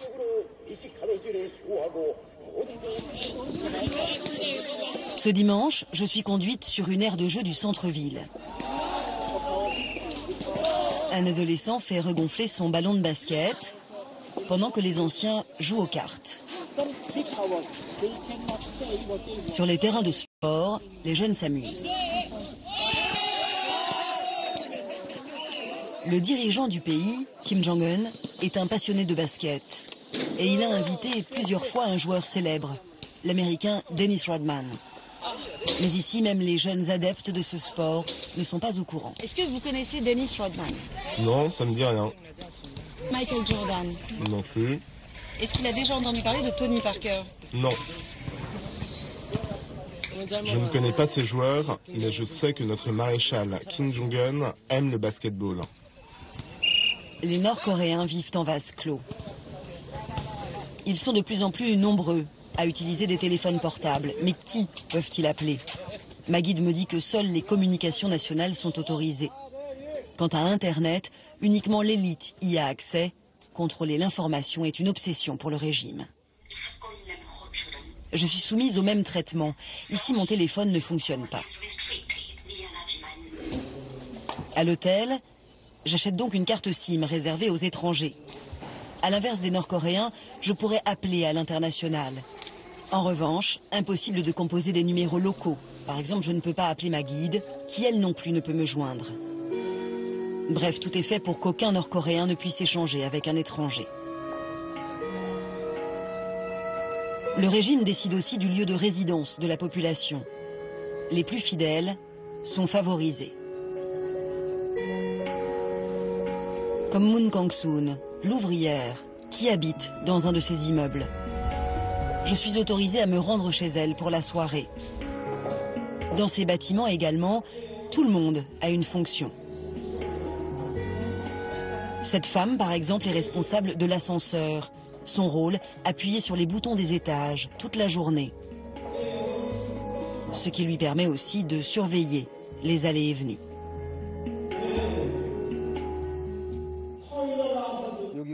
C'est le mari de Moon Kang-soon qui me fait visiter leur appartement. Nous avons emménagé dans ce nouvel appartement le 12 juillet 2012. À peine 2 mois plus tard, notre maréchal Kim Jong-un et sa femme nous ont rendu visite.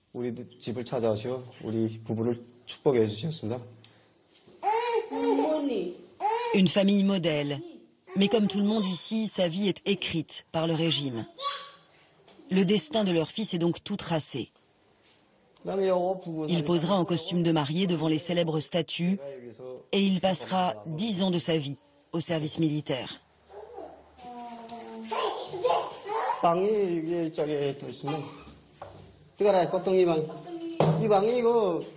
Ici, c'est la chambre de notre petit chéri.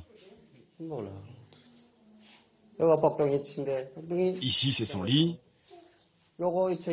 Ça, ce sont des cadeaux qui ont été offerts par le maréchal à notre fils. C'est ta chambre ici, mon cœur. C'est à qui cet uniforme? C'est celui de notre fils. Vous voulez qu'il devienne général, qu'il travaille dans l'armée? Dans notre pays, nous appliquons la politique de Sangun. Priorité à l'armée. Donc, quand il sera grand, j'espère que notre fils pourra être une arme au service de notre maréchal Kim Jong-un. C'est pour cela que nous lui avons fait faire cet uniforme. Comme si leur enfant appartenait aux dirigeants avant d'être leur fils. Cela ne choque personne en Corée du Nord, où le culte de la personnalité domine les programmes de la télévision d'État, la seule à laquelle la population a accès. Vous avez déjà vu des films étrangers comme Titanic ou James Bond?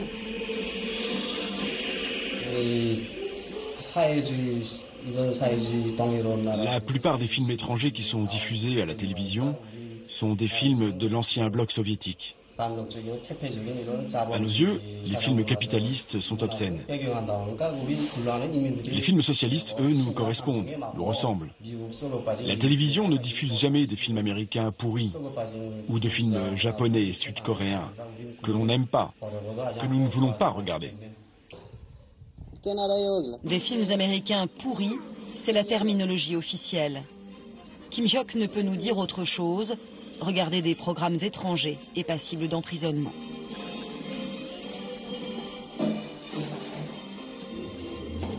Dans la cuisine, Moon Kang-soon prépare le dîner.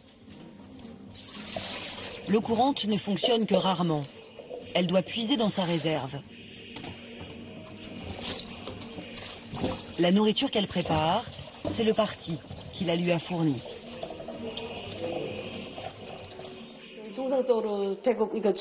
On nous distribue du riz et d'autres produits alimentaires de base, comme de l'huile, de la sauce de soja, de la pâte de soja, des œufs, des légumes. Mais comme la quantité de légumes qu'on nous fournit chaque saison n'est pas suffisante, on va de temps en temps au marché pour en acheter. Mais je ne serai pas autorisée à accompagner Moon Kang-soon sur le marché ou à filmer un magasin. L'alimentation, un sujet sensible. D'après les Nations Unies, 80% des foyers ne mangent pas à leur faim. Au milieu des années 90, la situation était encore plus difficile. C'était la grande famine. Elle aurait fait au moins 600 000 morts. Comment s'est passée pour vous la grande famine? Comment avez-vous surmonté cette épreuve? Comment dire?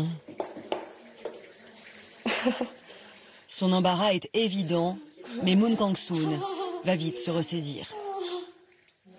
Nous savions que tant que nous avions la direction de notre général Kim Jong-il, nous surmonterions tous les obstacles. Même avec une soupe de riz, nous n'avions pas faim.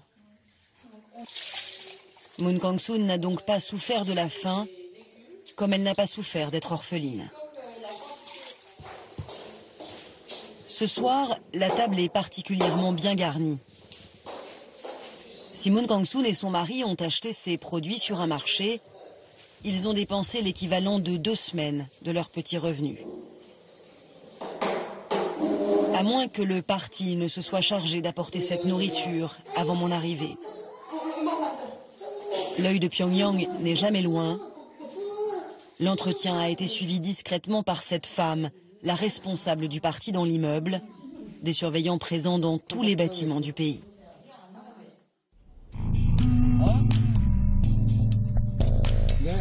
Le contrôle des citoyens est étendu à tous les domaines. Notre chauffeur ne peut pas circuler librement. Pour se déplacer à l'intérieur du pays, il faut des autorisations spéciales. Nous prenons la route pour la campagne. Avec d'abord une grande traversée de Pyongyang, la capitale. Ces dernières années, la ville s'est transformée. Des bâtiments flambant neufs sont sortis de terre. De grands espaces verts ont été créés. Le tout financé essentiellement par des exportations de minerais dont la Corée du Nord regorge. Mais dès que l'on s'éloigne de la capitale, nous découvrons une autre Corée. Nos guides nous interdisent de filmer. Nous tournons à leur insu. Sur les routes, nous ne croisons aucun véhicule. Faute de carburant, la population se déplace à vélo ou à pied sur des dizaines de kilomètres. Dans la campagne, nous croisons des charrues à bœufs.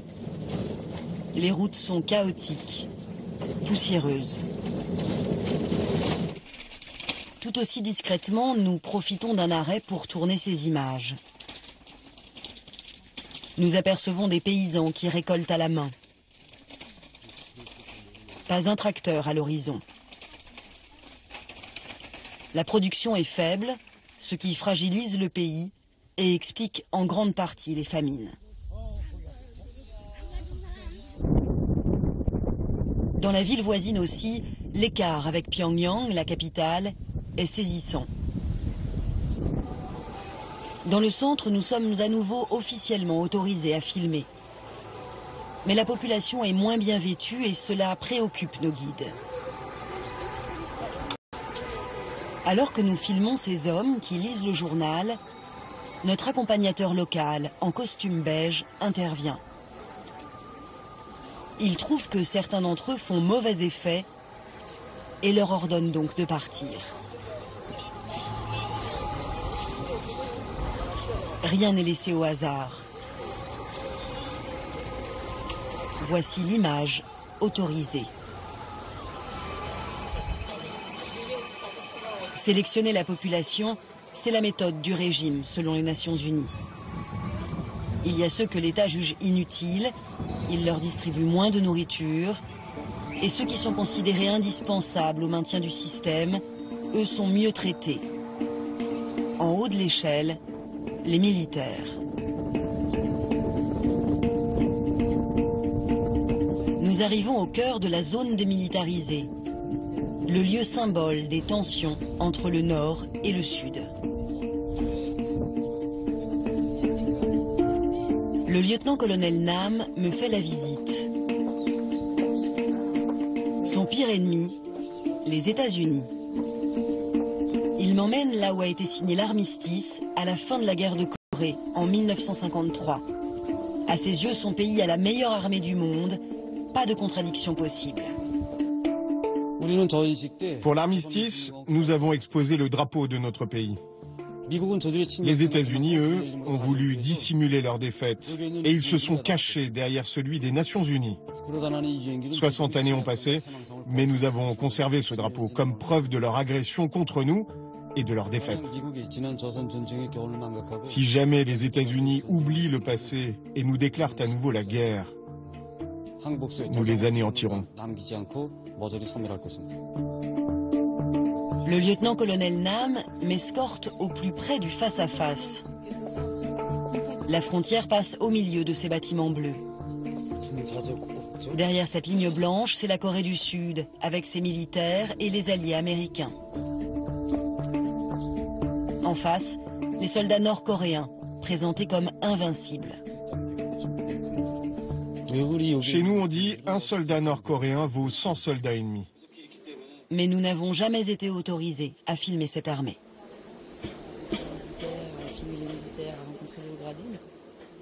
Vous savez,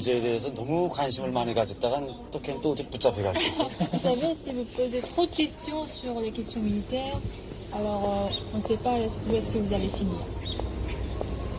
La menace est claire, avec l'armée, pas question de plaisanter.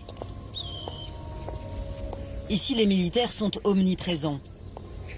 La Corée du Nord est le pays le plus militarisé au monde. Tous les hommes passent 10 ans de leur vie sous les drapeaux.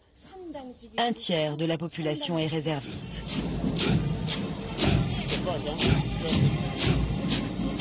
La seule fois où j'ai pu officiellement approcher l'armée, c'était lors d'un précédent voyage, à l'occasion d'une gigantesque parade.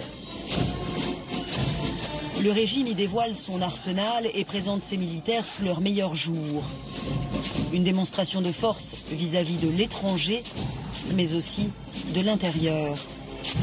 Un avertissement pour ceux qui ne marchent pas au pas. Le moindre écart, la moindre critique peuvent conduire en camp.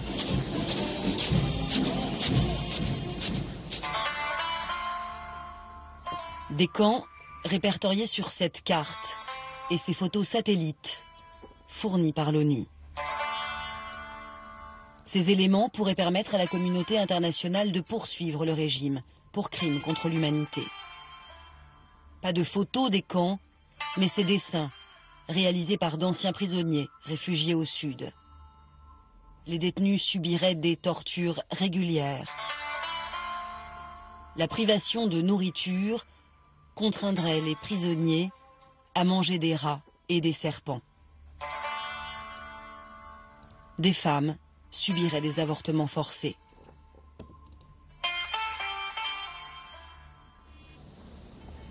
L'ONU estime que 80 000 à 120 000 personnes seraient ainsi détenues. Un nombre qui ne comptabilise que les prisonniers dits politiques. Mais impossible pour moi d'aborder ce sujet sous peine de mettre mes interlocuteurs en danger. Parler des camps pour un Nord-Coréen, c'est la garantie d'y être envoyé.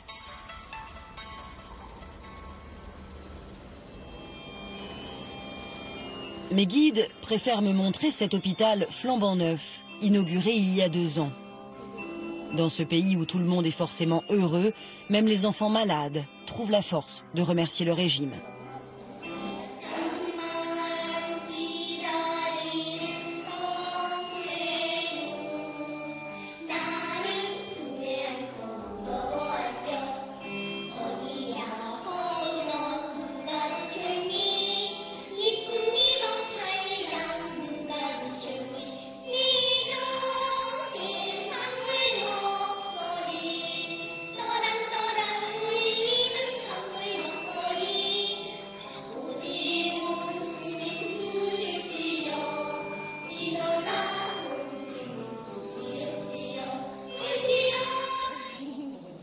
Un peu plus loin, dans ce centre de cancérologie modèle, une patiente nous attend.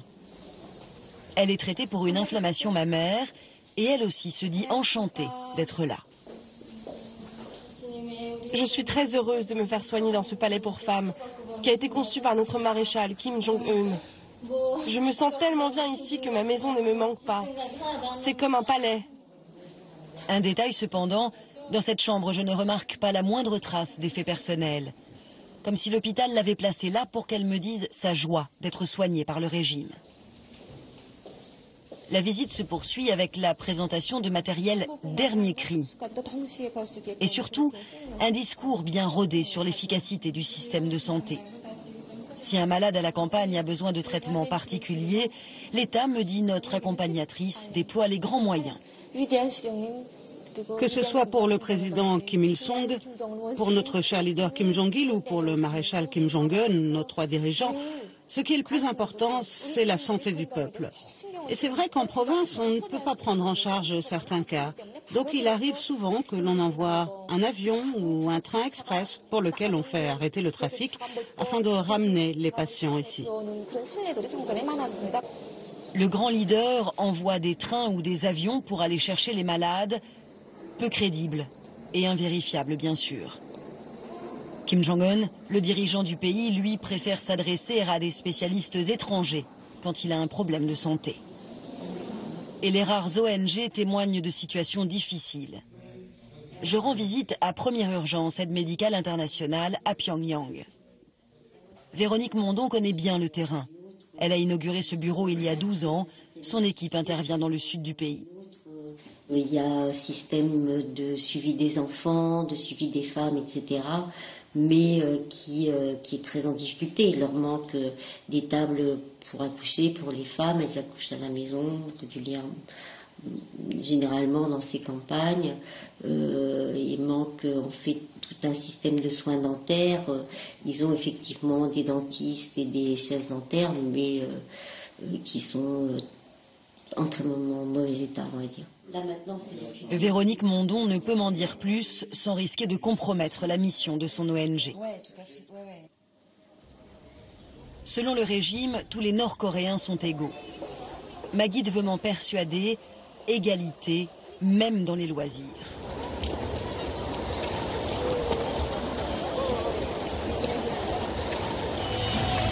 Chaque dimanche, le delphinarium de Pyongyang fait salle comble.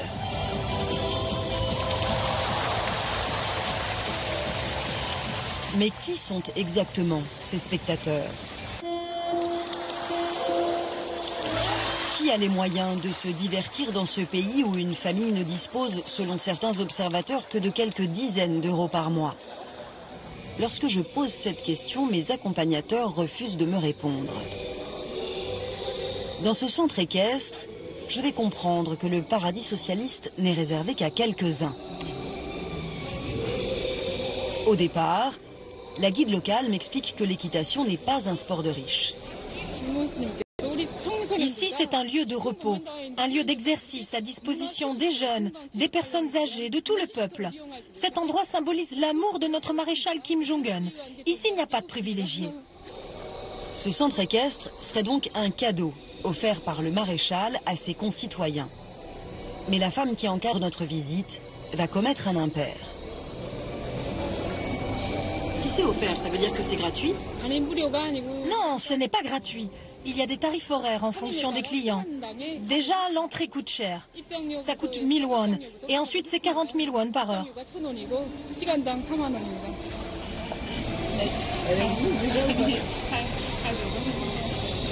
Ma guide corrige le tir.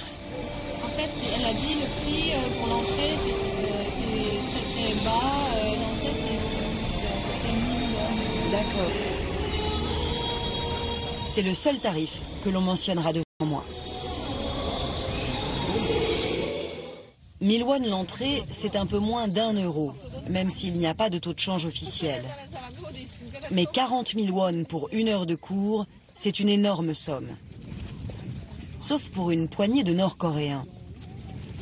Une petite classe de privilégiés voit le jour, des grossistes, des marchands, qui profitent des failles du système de distribution étatique et développent le commerce avec la Chine.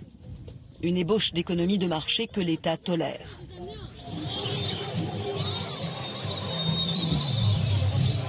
C'est mon dernier jour en Corée du Nord. Le pays célèbre l'anniversaire du parti. Je demande à voir ce que font les habitants de Pyongyang à cette occasion et je suis conduite sur cette colline. Là, je peux observer ceux qui, peut-être un jour, menaceront le régime. Ces privilégiés peuvent-ils jouer un rôle au-delà de l'économie? Ils se déplacent davantage, et ont donc plus d'accès à l'information. Est-ce d'eux que viendra le changement? Quelque chose est en mouvement en Corée du Nord, dans le plus grand secret. Nathalie, vous avez passé 6 ans comme journaliste entre le Japon et la Corée du Sud. Vous avez fait au total 5 voyages en Corée du Nord. Alors comment est-ce qu'on travaille dans ce pays ? Bon, les conditions de tournage sont évidemment difficiles puisqu'on est cornaqué en permanence par ces 2 guides que l'on voit donc dans le reportage. Il faut savoir qu'ils nous prennent en charge dès l'arrivée à l'aéroport et nous nous quitterons qu'au moment de notre départ. À titre d'exemple, ils vivent à Pyongyang, la capitale, mais ont dormi avec nous à l'hôtel. Donc vous voyez vraiment une surveillance de tous les instants. Ensuite, c'est vrai que nous avons rencontré principalement des personnes qui ont été choisies par le régime, notamment cette famille dite modèle. Donc il a fallu que Julien Alric, qui a donc co-réalisé ce sujet, laisse filmer la caméra, essaye de capter des petits moments, des vrais moments de vie, un regard, une mimique qui en disent vraiment plus long que ses réponses convenues. Mais enfin, on a eu quand même des conditions de tournage assez exceptionnelles puisque nous avons notamment eu l'autorisation d'interroger des gens dans la rue qui là pour le coup n'avaient pas été choisis à l'avance. Alors, est-ce que ce reportage, est-ce qu'il pourrait être vu en Corée du Nord ? Absolument pas. Les guides qui avaient auparavant travaillé avec d'autres journalistes nous ont bien confirmé qu'ils n'ont jamais vu le fruit de ce travail. Les seuls Nord-Coréens qui vont voir ce sujet, ce sont les Nord-Coréens de la délégation nord-coréenne à Paris et qui ensuite certainement établiront un rapport sur son contenu. Le régime contrôle bien sûr l'information. Il faut savoir par exemple qu'en Corée du Nord, personne n'est au courant des révolutions arabes parce que le régime évidemment ne veut pas laisser entrer et laisser ensuite donc germer la petite graine de la révolte. Exactement. En revanche, il y a des informations qui sont plus arrangeantes pour le régime. Par exemple, les gens savent qu'Ebola existe puisque c'est une manière pour le régime de justifier la fermeture des frontières. Alors un rapport des Nations Unies dénonce en février 2014 des crimes contre l'humanité commis en Corée du Nord, meurtre, esclavage, torture, viol, avortement forcé. Est-ce que des dirigeants nord-coréens pourraient être traduits un jour devant le tribunal pénal international ? Alors, c'est peu probable, peut-on dire pour le moment. Le Comité des droits de l'homme, puis l'Assemblée générale des Nations unies ont adopté une résolution en ce sens fin 2014, mais c'est au Conseil de sécurité des Nations unies que revient la charge de décider et de traduire le régime nord-coréen devant la Cour pénale internationale. Or, vous le savez, au sein de ce Conseil de sécurité, les membres permanents, eh bien, il y a notamment la Russie et la Chine, qui sont des alliés historiques du régime nord-coréen, avec lequel ils ont notamment d'excellentes relations économiques. Et donc, évidemment, ils n'ont pas intérêt à trahir cet allié. Exactement. Merci Nathalie pour ce témoignage. C'est la fin de cette émission. Merci de nous avoir accompagnés tout au long de cette soirée d'information. Pour rester en contact avec nous, vous connaissez notre adresse, france2.fr. N'hésitez pas, faites-nous partager vos commentaires ainsi que vos réflexions sur les reportages de ce soir. Et puis, vous pouvez aussi voir ou revoir cette émission. Et maintenant, nos prochains rendez-vous, Françoise. Alors, c'est samedi à 14h, mon envoyé spécial. Cette semaine, c'est le document La vie sur un fil que vous avez mis en tête de vos choix. Un reportage d'Anouk Burel sur une France qui souffre, une France en colère. Un document tourné à la CAF, la Caisse d'allocation familiale de Roubaix, avec des usagers dans une situation de plus en plus précaire et des employés sur le front qui subissent ces situations familiales ou personnelles de plus en plus difficiles. Voilà, c'est la fin de cette émission. Tout de suite, un nouveau numéro de complément d'enquête. Ces équipes se sont intéressées à une autre France, celle qui se fracture entre ville et campagne. C'est à vous, Nicolas Poincaré.